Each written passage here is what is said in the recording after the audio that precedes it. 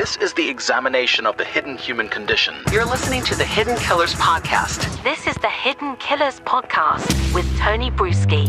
We're talking with psychotherapist and author Siobhan Scott right now. She's author of the book, The Minds of Mass Killers, Understanding and Interrupting the Pathway to Violence. And this is certainly an individual that, had he been interrupted, there would have been more lives saved. But here we are, almost 12, 13 years since the initial 2010 murders took place in Long Island. We are, of course, talking about the man that is accused now of being the Long Island serial killer from Gilgo Beach.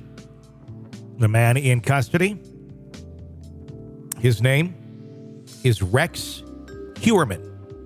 And we're learning a lot about Rex over the last couple of days. One thing of note, he seemed to like to torment the family, at least one family, of the victims, or of the victim whose life he took and then laid on that beach to rot. A lovely individual, isn't he? Siobhan, this is something where I look at it and I go, you're already deplorable for what you're doing in terms of murdering, but what on earth why are you calling the family? Why are you messing with the people that are just trying to grieve? Yeah, it's particularly sadistic because what we know about serial killers, they're not killing for any personal gain. They're killing for pleasure, and it's typically sexual pleasure. They find other people suffering arousing. And because they're sadistic in that way, they actually enjoy seeing the family suffer too, and often, watch news broadcasts and watch the grieving relatives.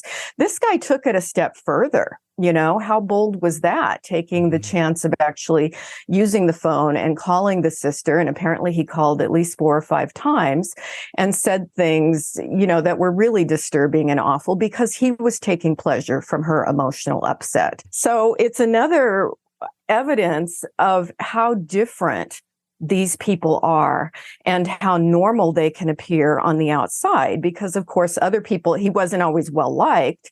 He was liked by people he worked with typically. His neighbors found him grumpy and menacing and didn't care for him. But I don't think anybody guessed he was a sadist. And so there's this really split off, separate kind of personal quality that they hide very well. And it also shows the narcissism because serial killers like to play these little cat and mouse games. Usually it's with law enforcement or the press, giving clues, trying to say, look what I'm up to and you can't catch me. But in this case, he was doing that actually with the family. So trying to show how smart he was, how sadistic he was. And then he also reportedly had obsessive features, and this came out in his work all the time. And that would make him more dangerous in that he was good at not leaving clues at the crime scene, things that might get him caught.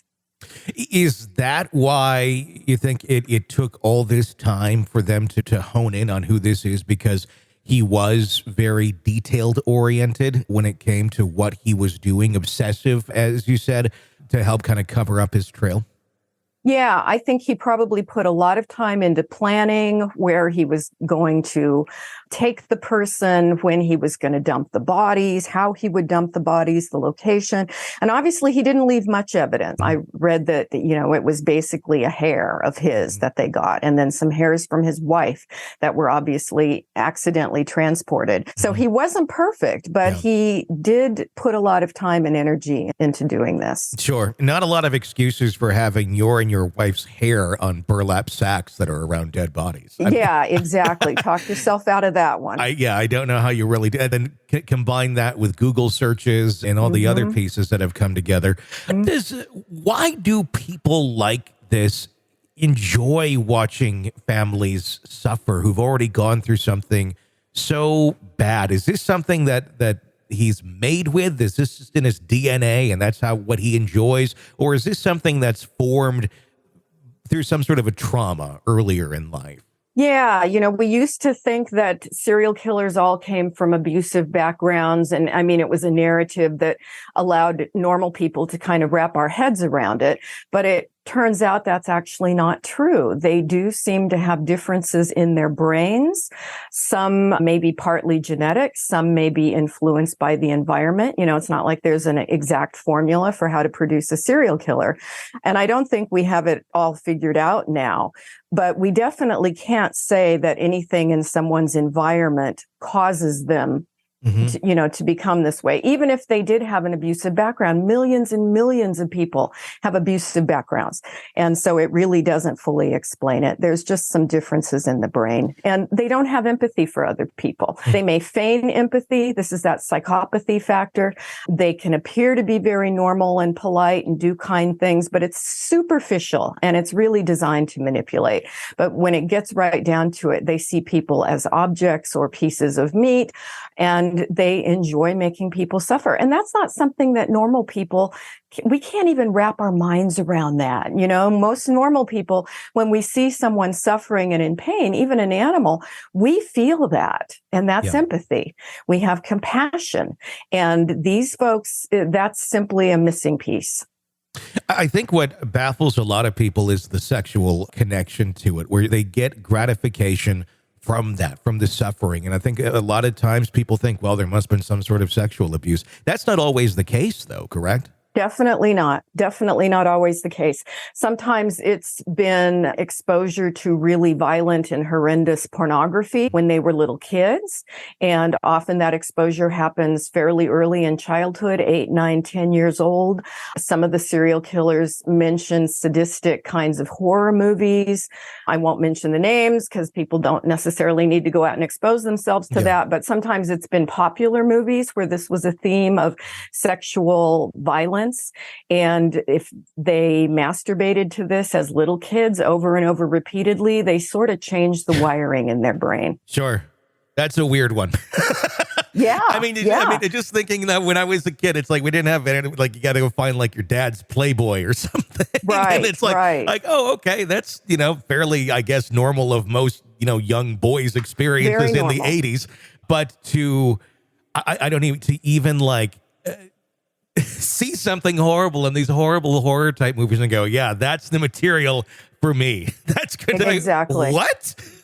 Where does that come from? And I think a normal response, we find those things disturbing and repulsive, but there are subsets of people who have different responses to it and are attracted to it or find it really cool. And then there's this really small group that find it sexually arousing. Yeah. So you've got this combination of there's some brain differences, and then you've got some environmental influences. And when it all comes together in this very awful, perfect storm, you get someone like this. We haven't heard anything from his family yet. He has a wife, he has a child and a stepchild. His attorney tried to paint a picture of he's a good family man, a good husband, a good stepfather. Do you suspect that they had any inkling of what was going on here? Or is this kind of similar to BTK where there really wasn't much until maybe retrospectively looking at, you could find little breadcrumbs? Yeah, exactly. That's my guess, is that, this is the classic serial killer who really compartmentalize, and they put a lot of energy into this hiding of this other side. They don't leave evidence around the house. It's very hidden. And, he may have functioned in hard to imagine how could his wife say, oh yeah, we had a great relationship, but he may have functioned fairly normally. And yeah, the Golden State Killer, daughters that said, oh, he was a great father. And it'll be interesting to hear what the family members in this case say. This is an examination of the hidden human condition. This is the Hidden Killers Podcast with Tony Brueski.